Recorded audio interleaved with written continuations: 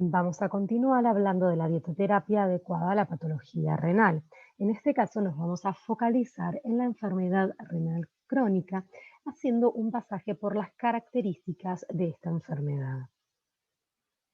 La insuficiencia renal crónica, por definición, se basa en tres componentes: un componente anatómico o estructura, por ejemplo, marcadores como albuminuria; un componente funcional, basado en el valor del filtrado glomerular; y un componente temporal, de al menos 3 meses de duración de la alteración funcional y estructural. El diagnóstico se va a realizar por dos parámetros: por un lado, la presencia de daño renal, y por otro lado, una reducción en el valor de filtrado glomerular renal. Se define como una reducción progresiva e irreversible de este valor de filtrado. Se puede considerar como clásica la enfermedad renal crónica en 5 estadios de acuerdo a la función del filtrado glomerular renal.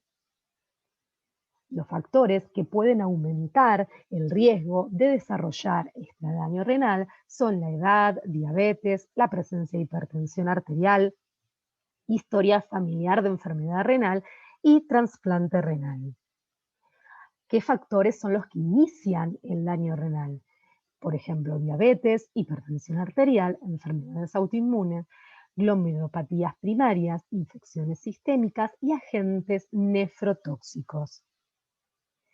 En cuanto a los factores que causan una declinación progresiva de la función renal una vez establecido el daño, es decir, factores de progresión, tenemos la persistencia de la causa subyacente, la presión arterial elevada, glucosa plasmática elevada, alta ingesta de proteínas y fósforo dietario, hiperlipidemia, hiperfosfatemia, anemia, enfermedad cardiovascular y tabaquismo. Dentro de los 5 estadios de enfermedad renal crónica, tenemos el estadio 1, donde hay un daño renal con un valor de filtrado normal, es decir, mayor a 90 mililitros minuto. Un estadio 2, es decir, leve, con un valor de filtrado de 60 a 89 mililitros por minuto.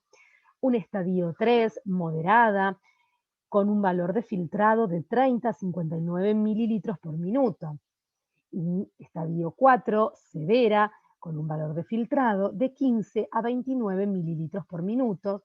Y hablamos de un estadio 5, es decir, ya una enfermedad terminal, cuando el valor de filtrado es inferior a 15 mililitros por minuto.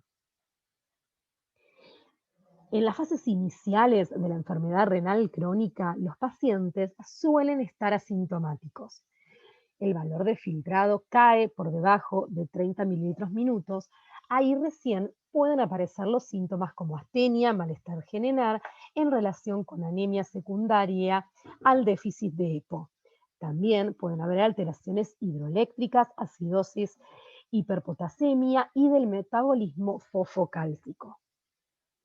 Por debajo de los 15 mililitros por minuto suele aparecer la presencia de otros síntomas, como síntomas digestivos, náuseas y anorexia, cardiovasculares, disnea, edemas, cardiopatías isquémicas y neurológicos como insomnio y déficit de concentración. Por debajo de estos niveles es necesario realizar una diálisis para evitar complicaciones potencialmente mortales.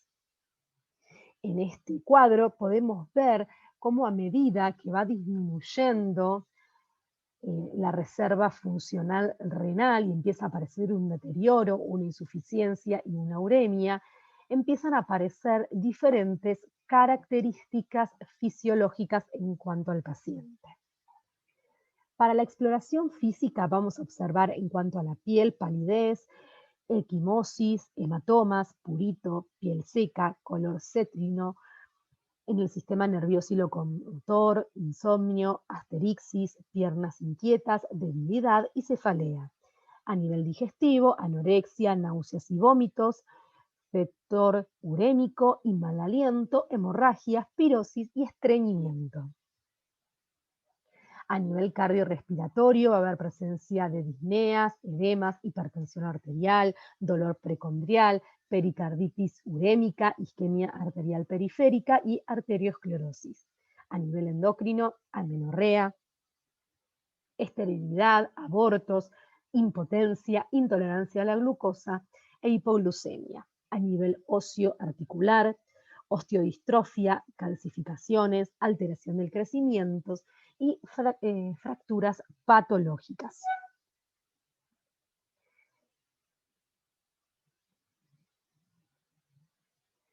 Va a haber presencia de proteinuria, es decir, una excreción normal de albúmina menor a 30 miligramos en 24 horas. Ahora, cuando ya la excreción de proteínas es menor a 300 miligramos en 24 horas. Hay microalbuminuria, ¿sí? Cuando la excreción de albúmina está entre los 30 y 300 miligramos en 24 horas. Y hay macroalbuminuria cuando el valor de albúmina es superior a los 300 miligramos en 24 horas. En cuanto a la proteinuria, tenemos dos rangos, un rango nefrítico y un rango nefrótico. Hablamos de un rango nefrítico cuando el valor de la proteinuria es inferior al 3,5 gramos en 24 horas, y hablamos de proteinuria en rango nefrótico cuando el valor es mayor a 3,5. En cuanto al laboratorio, va a haber presencia de hematología y metabolismo, anemia macrocítica, monocrómica, déficit de eritropoyetina, déficit de hierro, tiempo de hemorragia alargado, alteración de agregación plaquetaria, alteraciones lipídicas e intolerancia a la glucosa. En cuanto a los productos de metabolismo proteico, se va a observar creatinina aumentada cuando la función renal disminuye en un 50%. Su elevación y también el de la urea están relacionados con la dieta, el metabolismo proteico y la diuresis. En cuanto a los iones, va a haber un potasio normal hasta fases más avanzadas de la enfermedad renal crónica e inducido por la acidosis. Puede haber hipocalemia o normocalemia, hiperfosfatemia o hipomagnesemia. En cuanto a los análisis de orinas, puede haber poliuria u oliguria según etiologías, puede también haber isotenuria, o sea, baja densidad de orina, proteinuria variable y sedimento variable. Con esto finalizamos esta presentación. Muchas gracias.